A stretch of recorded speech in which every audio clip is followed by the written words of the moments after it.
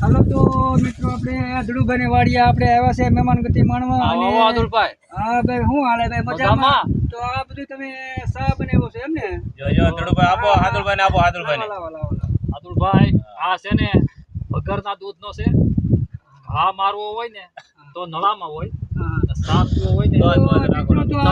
આ કેનાલ નો આપણે સા પીવા આવ્યા છીએ જો આવો કોઈ સા નહીં પીધો હોય તો આપણે કહેવત છે શું કહેવત છે કાકા કહેવત છે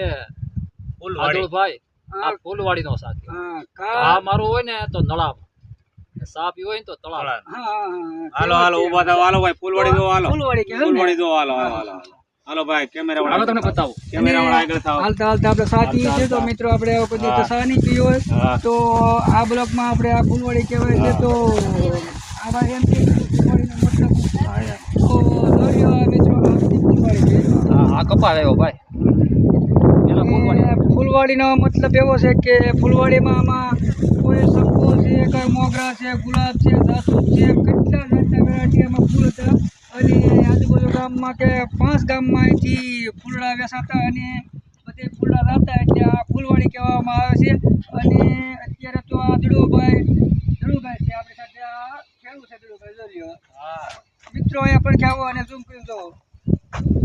આમાં ધડુભાઈ છે બરોબર તો અત્યારે તો એટલે કપાસની વાવેતર કર્યું છે આ બધામાં પણ આવતે 2 વર્ષમાં એને આંબાની વાવેતર કરવાનું છે એટલું આ કેટલા વીઘા કેસર કેરીનું વાવેતર એટલે અત્યારે આટલું ખેતર કેટલા વીઘા છે 5 વીઘા 5 વીઘાનું ખેતર કહે છે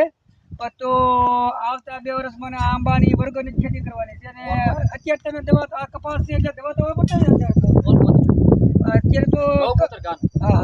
આમાં વર્ગોની આમાં પણ કપાસમાં પણ અત્યારે કરે છે અને આ જમીનમાં કોઈ આપણે દવા ખાતર કેવું કાંઈ માર્યો નહીં છે દવા તો આપણે ઓર્ગેનિક મારે છે અને આવતા 2 વર્ષમાં અમને આંબાના વાવેતર કરતા કેસર કે દેશી કેસર કે જો આદુલભાઈ તમે બાવો ખાશો કે ખાઓ ખાઓ વાંધો સાપ એટલે તમારો કરી જાય કરવાનું છે વાતમાં કેસર કરી વાવેતર કરવાનું છે અને ઈ પણ કોઈ ભાઈને લેવી તો 5 વર્ષ પછી આંબામાં વેરાયટી અને ઓર્ગેનિક કરવાનું છે કાંઈ પણ દવા ખાતર કેવું કાંઈ નાખવાનું છે ને ઓર્ગેનિક કરવાની છે તો મિત્રો આવતા 5 વર્ષમાં પણ આ ધડુભાઈ સાથે આપણે મુલાકાત લેશું અને આપણે એમાં નંબર પણ નાખશું બાય બાય જય માતાજી.